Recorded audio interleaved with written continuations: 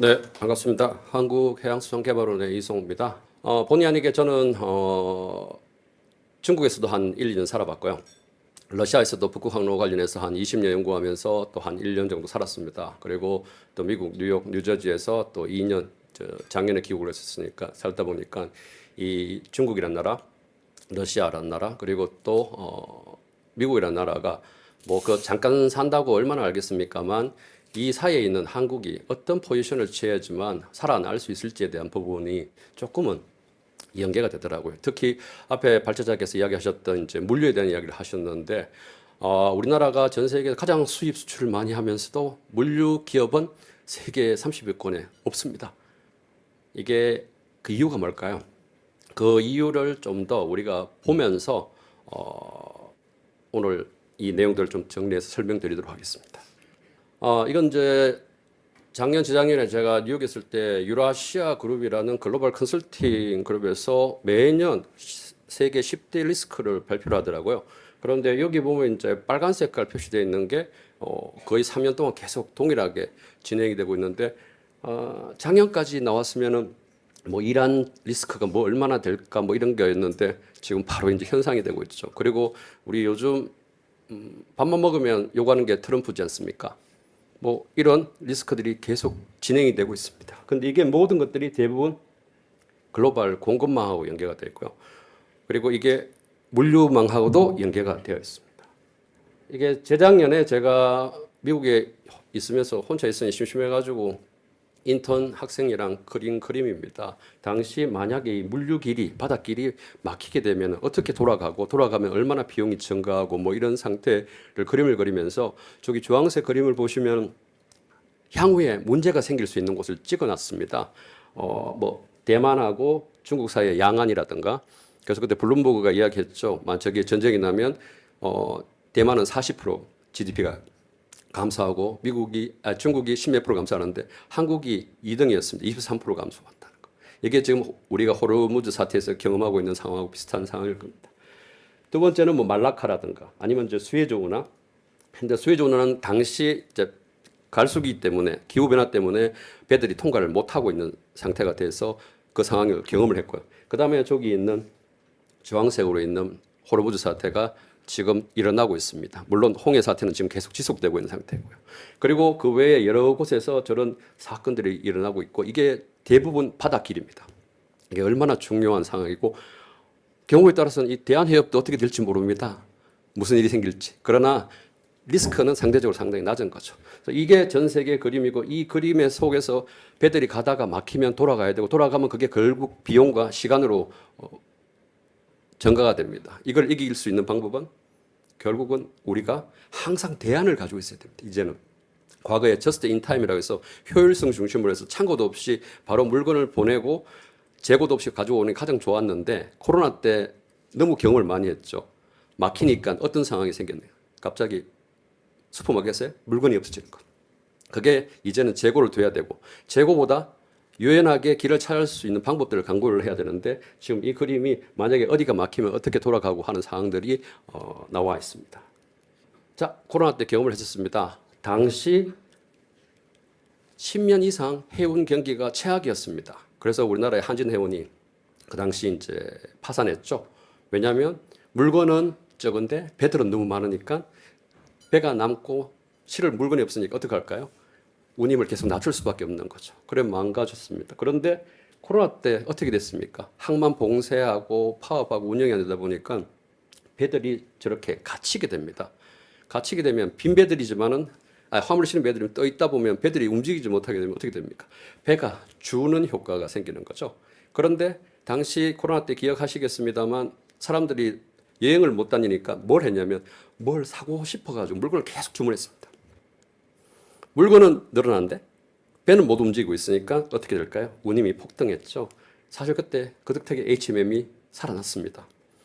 그리고 우리 해진공이 투자를 잘해서 큰 배를 만들어가지고 더욱더 효율성을 높여서 이게 나왔거든요. 사실 운이라고 볼 수 있는데 이게 미래가 우리를 예측을 못하고 있는 상태라고 보시면 될 것 같습니다. 거기에 당시 뭐 미국 같은 경우는 서부 지역에 항만이 막히기도 했고요. 그리고 트럭 운전사들 다 집에 가서 쉬고 있었습니다. 왜냐하면 집에 있어도 월급을 다 받으니까요. 그러니까 이제 물류가 막히면서 이제는 다양한 형태의 물류들이 생기기 시작했고, 그 당시 2016년도에 파나마 운하가 원래 4,000 TU 선박이 통과하게 됐었는데 14,000 TU까지 통과할 수 있도록 확장을 했는데 사람들이 별로 이용을 안 했어요. 그런데 저렇게 미국 서부 해안이 막히게 되니까 어떻게 될까요? 배들이 그러면은 안 막히고 바로 인구가 가장 많은 동부 지역으로 바로 가자 해가지고 그때부터 아시아에서 파나마를 통해 가지고 미국 뉴욕, 뉴저지로 이렇게 바로 가는 배들이 서변으로 가는 배들이 많이 생기기 시작했습니다. 왜냐하면 저기는 해적도 없고 미사일도 안 쏘고 그리고 동부 지역으로 바로 되면 어떻게든 뿌리기 수월해지는 상태가 되는 거죠. 그런데 2년, 3년 전에 또 이상한 일이 생겼습니다. 갑자기 여기 파나마 운하에 비가 안 내렸어요. 원래 정기적으로 갈수기가 있어가지고 비가 안 내리는 시즌이 있습니다만 재작년에는 거의 6개월, 1년 동안 비가 안 내려가지고 원래 파나마 운하가 가운데 카투노에서 비가 내리면 양쪽으로 물을 내려가지고 독에다 물을 채워서 엘리베이터 타듯이 이렇게 배들이 올라오는데 내릴 물이 없는 거죠. 그러니까 지나가는 배들 숫자가 뚝 떨어지게 됩니다. 또 이렇게 되니까 그 잘 다니던 파나마 운하 통로를 못 통과하게 되고 다시 서부로 가거나 아니면 멕시코로 가서 다시 타고 올라가는 이런 식의 이제 패턴들이 이제는 공급망에 트럼프, 러시아 푸틴만이 아니라 기후까지도 이제 영향을 미치는 상황이 되었습니다. 이제 트럼프가 등장하면서 이제 마가라고 이야기하는 Make America Great Again이라고 해서 계속 이제 전 세계 동맹국도 없이 때리고 있습니다. 그러다 보니까 어떻게 됐냐면 미국한테 계속 투자를 하라 그러고 미국 내에서 자꾸 생산을 자꾸 하게 만듭니다. 그리고 싼 거는 중국 대신 멕시코로 이런 식으로 이제 패턴이 바뀌다 보니까 옛날에는 공급망이 한국, 대만, 일본에서 반도체나 소재를 만들어서 중국 보내면 중국에서 최종재를 만들어서 미국하고 유럽으로 수출하는 게 일반적인 공급망 패턴이었습니다. 그런데 그게 끊기기 시작했어요. 특히 트럼프가 두들겨 패서 대만이나 일본, 한국한테 투자하라고 한 제조업체가 뭐냐면 대부분 첨단 산업들이죠. 2차 전지라든가 반도체라든가 이런 식으로 가다 보니까 저기에서 이제 생산이 되기 시작하고 저기서 돌기 시작합니다.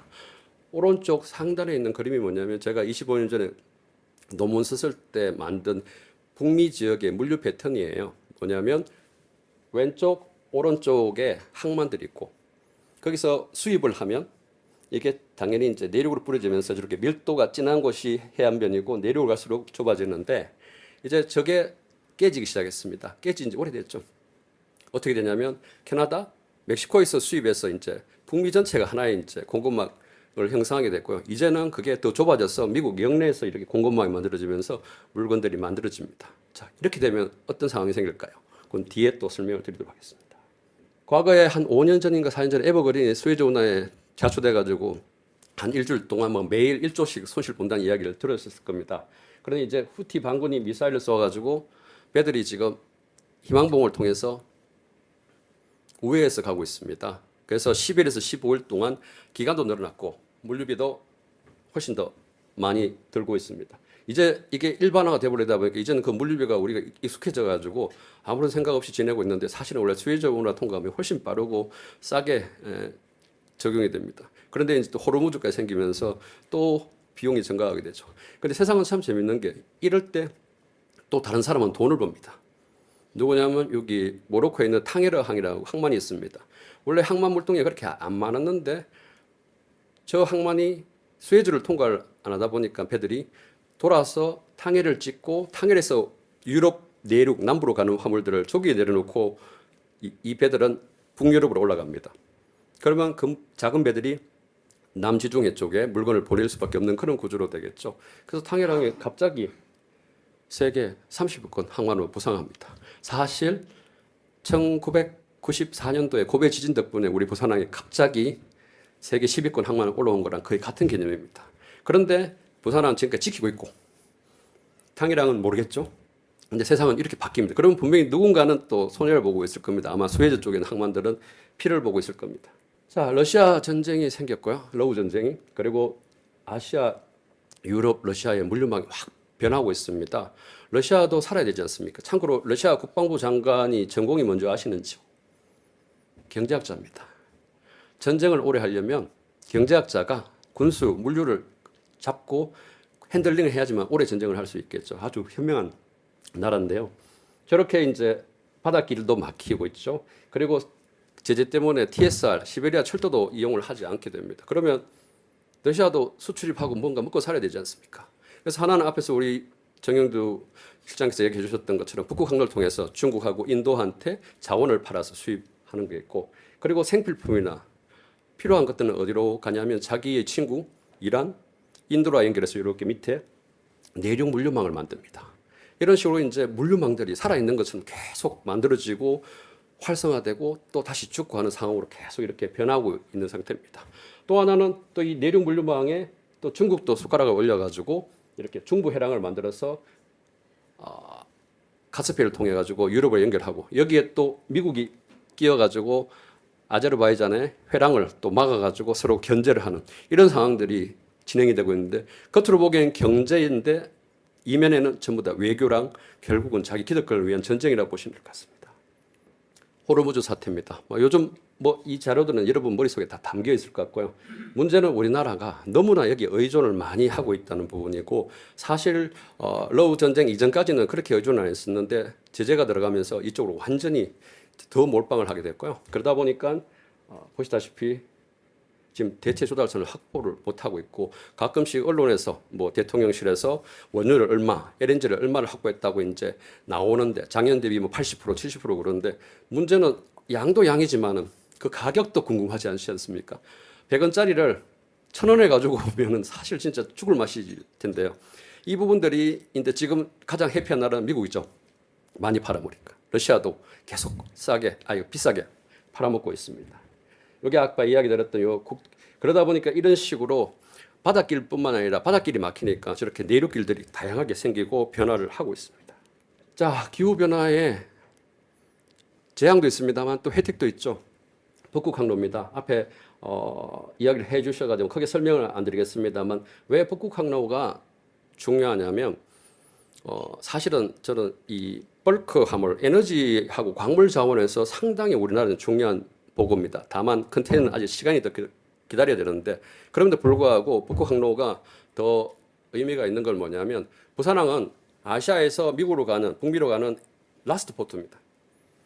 그래서 부산이 왜 제2의 환적항이 될 수 있냐면, 중국 동북 지역 그리고 일본 서안 지역에 작은 배들이 부산항에 물건을 올려서 미국으로 수출할 때 주로 이용을 하는데, 그런데 북극 항로가 열리게 되면 뭐가 되냐면, 주로 지금 아시아에서 동북 지역에서 유럽으로 수출하는 화물들은 상하이에서 아니면 홍콩에서 환적해서 갑니다. 그런데 그 환적 화물들이 이제 부산으로 올 수가 있다는 거죠. 다만 이거는 이제 좀 더 10년, 20년 뒤의 이야기입니다만, 이 두 개의 교차할 수 있는 화물들이 부산에 온다면 이제 상당한 큰 기회입니다.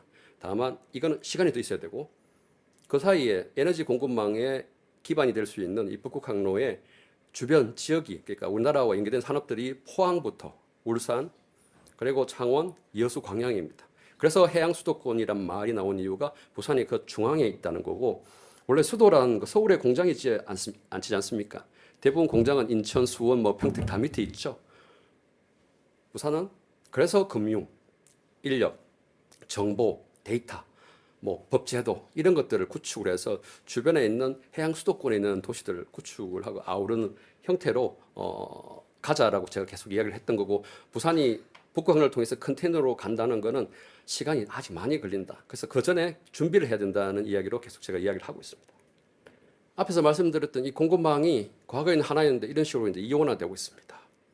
미국은 북미 지역 대륙으로 저렇게 묶이고 있고요. 그리고 아시아는 아시아대로 저렇게 묶이고 있고. 근데 저게 또 저렇게만 끝날 게 아니라 다시 또 파편화될 수 있습니다. 이렇게 파편화된다는 말은 뭐냐면 물류비가 계속 늘어난다는 거죠. 저 물류비를 늘어나는 걸 우리가 비용으로 내는 게 아니라 저 물류비를 우리가 수입으로 창출할 수 있다면 얼마나 좋겠습니까? 그게 지금 우리가 가야 될 길이고 부산이 가야 될 길이라고 생각합니다. 이게 제 박사 논문을 10년 단위로 쪼개가지고 부산항이 이제 성장해온 과정을 이제 보여드리고 있습니다. 1996년도에 보시면은 빨간색으로 홍콩이 훨씬 크죠. 그리고 부산항하고 고베항 비교해도 고베 쪽이 더 클 겁니다. 저게 그 당시 이제 피드 네트워크 숫자를 이제 도식화한 건데요.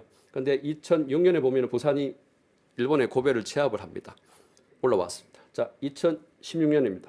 거의 홍콩과 비등한데 지금은 홍콩보다 더 나아졌습니다. 자, 2030년에 부산이 홍콩 아니 싱가포르하고 비등하거나 더 나은 항만이 되려면 결국은 아까 항로 이야기했던 것처럼 지금 아시아에서 미국으로 가는 항로에서 피드로 연결된 것들을 그 플러스해서 이 간선과 간선 아시아에서 유럽, 아시아에서 미국으로 가는 항로의 중앙이 된다면 부산은 충분히 더 성장할 수 있다라고 이야기하는데 저렇게 단순하게 항로로만 성장할 일이 아니라 그 항로가 돈이 되려면 싱가포르처럼 금융이나 관광이나 정보라든가 모든 것들이 인력들이 모이는 공간을 만들어 놔야지만 그게 지속이 되지 안 그러면 여기 안 옵니다. 다른 곳에 떠나버리거나 상해가 다 흡수하는 그런 상황이 될 거라고 생각합니다. 그래서 간선 교차형 환적항으로 가자라고 해서 이렇게 그림을 그렸던 거고요. 그리고 거기에 이제 북극 항로, 미국으로 유럽으로 가는 내용들을 제가 정리를 했었습니다.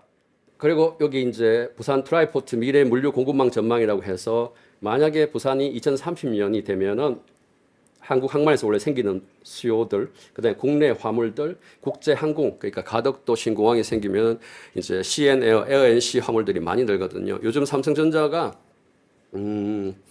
호르무즈 사태 그리고 홍해 사태 때문에 중동으로 물건을 못 보내니까 대부분 아시아에서 만들어진 동남아에서 생산되는 생산품들을 두바이 아니면 콜롬보, 스리랑카로 보내서 거기서 항공으로 다시 띄워보내고 있습니다. 그렇게 되면은 비용 시간을 단축할 수 있거든요.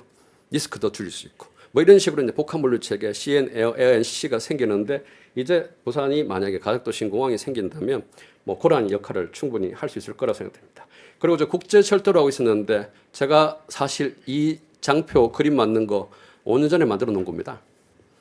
안타까운 게 계속 시간은 되풀이되고 진도가 안 나고 있는데 그 당시 이제 남북 철도가 연결이 된다면 최소한 철도가 갈 수 있는 배후지 한 1,500km, 몽골, 러시아의 남부 지역 그리고 중국의 북부 지역까지 아우르는 화물들이 오고 가면서 부산항을 이용을 할 수 있다고 이야기했던 거고요. 그리고 저 밑에 이제 미주 수입 한적이라고 하나를 추가했습니다.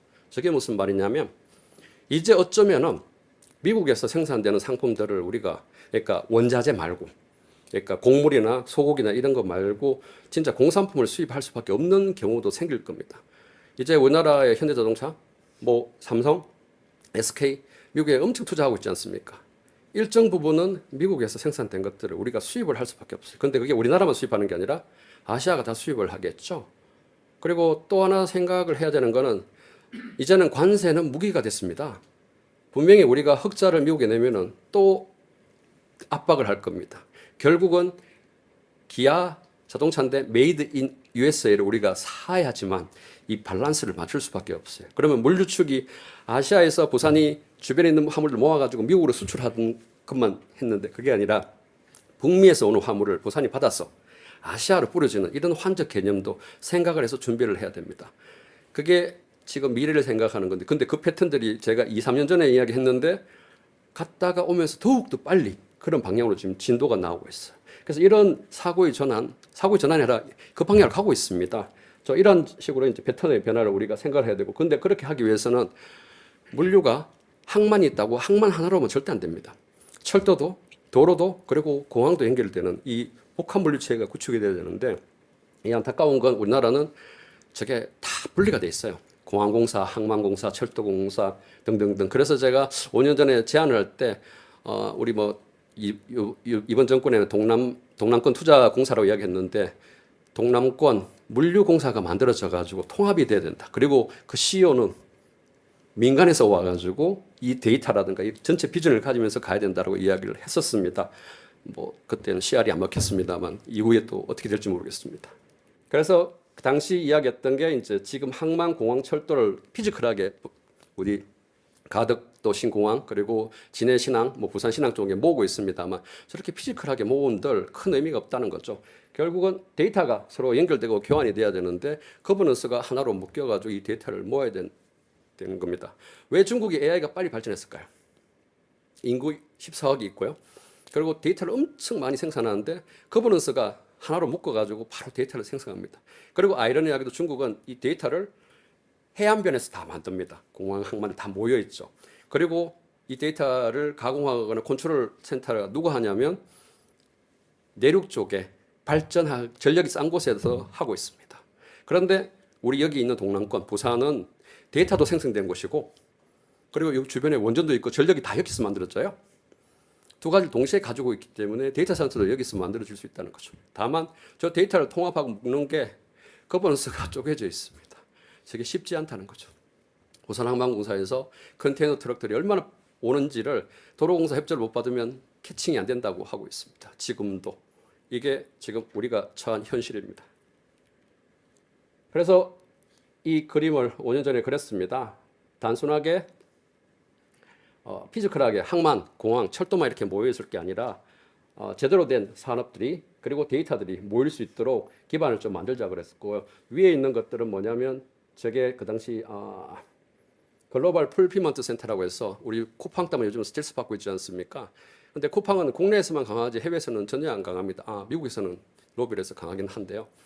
그런데 부산에서 중국하고 일본하고 대만하고 동남아 쪽에다가 우리 쿠팡 서비스를 할 수 있으면 어떨까요?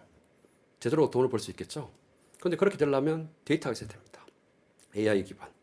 그래서 AI 기반 데이터를 여기서 구축을 하고 부산이 그나마 수출이 물류에 자유롭고 양도 많기 때문에 여기서 그 기반을 만들자고 해서 그 비전을 제안을 했던 거고요. 왼쪽에 보면은 제가 성견 지명이 있었는지 모르겠습니다만 캐대언 훨씬 전에 저 그림을 붙여가지고 쇼룸 비즈니스를 하자고 했었습니다. 저게 뭐냐면 공항이 들어오면 여객이 들어옵니다. 그냥 가덕도 신공항을 물류 중심 공항으로 만든다고 하더라도 그게 절반일 뿐이고 여객이 들어오거든요. 사람을 묶어서 돈을 쓰게 만들어야 됩니다. 그러면 저는 쇼룸 비즈니스 같은 걸 해야 되는데 아이러니하게도 요즘 우리 그 국중박 이런 데 가면 외국인들 와서 굿즈 산다고 난리 줄 수 있지 않습니까? 그런 컨텐츠들이 만약에 가덕도 신공항에 있다면 사람들이 더 몰릴 겁니다. 제가 얼마 전에 펜오션에서 재미있는 이야기를 들었습니다. 펜오션이 몇 년 전에 큰 배를 하나 크루즈를 만들었는데 그거 사람 못 채울까 걱정을 했는데 요즘 걱정 안 하고 부킹이 안 된다고 합니다. 이야기를 들으니까 요즘 우리 원화도 사고 그다음에 K컬처 때문에 미국이나 유럽에서 오는 분들이 비행기를 타고 인천을 와서 서울에 일주일 있고 KTX 타고 부산에 일주일 있고 다시 카페를 타고 일본 가서 일주일 있고 돌아가거나 아니면 일본으로 와서 일주일 있다가 카페를 타고 부산 와서 여기서 놀다가 다시 KTX 타고 서울을 간다는 거죠. 이런 비즈니스들이 우리가 만든 게 아니라 그들이 찾아서 한 건데 문제는 이제 제가 서울 출장 가는데 자리를 못 찾아서 힘듭니다. KTX에. 그게 이런 비즈니스가 생긴다는 거죠. 결국 화물하고 사람은 같이 움직여야 되고 저런 기회들을 저기에 만들어야 되는데 이게 결국 데이터를 모이는 곳입니다. 그리고 아래는 이제 이야기했던 것처럼 여기가 벙커링이 돼야 되겠죠. 큰 배들이 오고 가고 큰 항만이 비행기가 오고 가면은 당연히 친환경 연료를 제공할 수 있는 거점으로 주유소를 만들어야 되는 겁니다. 그리고 당연히 수리센터도 만들어야 되는 거죠. 그리고 그와 연계해서 또 많은 또 산업들도 좀 만들어야 되는데 제가 이거를 예시로 이제 커피 이야기를 계속 했더니만 작년 재작년에 부산시에서 이제 커피에 370억을 투자하겠다고 하셔가지고 그런데 제 뜻하고는 좀 다르게 진행이 되고 있는 것 같습니다만 이렇게 비전을 가질 수 있을 것 같습니다. 자, 끝내기 전에 하나만 더 이야기 드리겠습니다.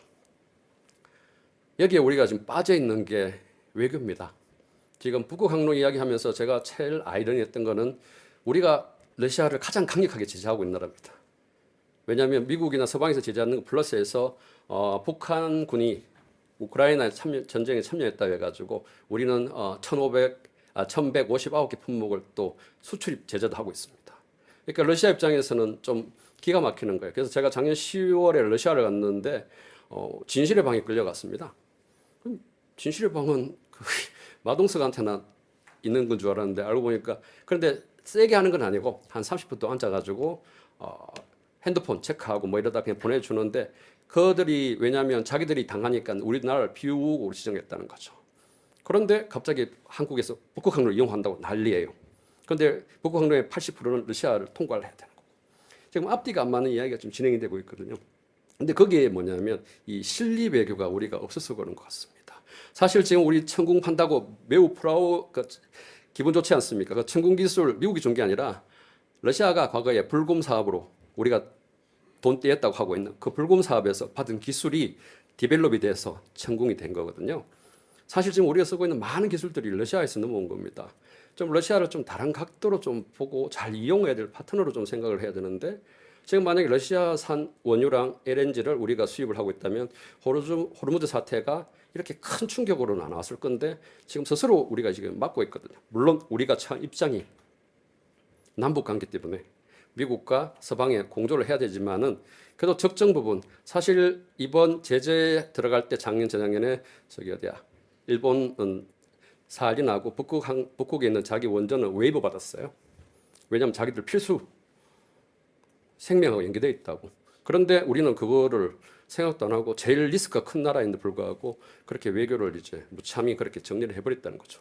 물론 전략적인 포지션도 있습니다만 사실 우리가 제일 중요한 포인트는 살아야 되고 살기 위한 실리적인 부분은 그런 부분에서 조금 더. 그래서 제가 마지막 두 가지 키워드는 진짜 지금 앞에서 아무리 이야기해도 제일 안 되는 거버넌스, 외교 이 두 가지는 좀 우리가 생각을 하면서 정리를 해 나가야 될 것 같다고 생각을 하면서 제 말씀을 마치겠습니다. 감사합니다.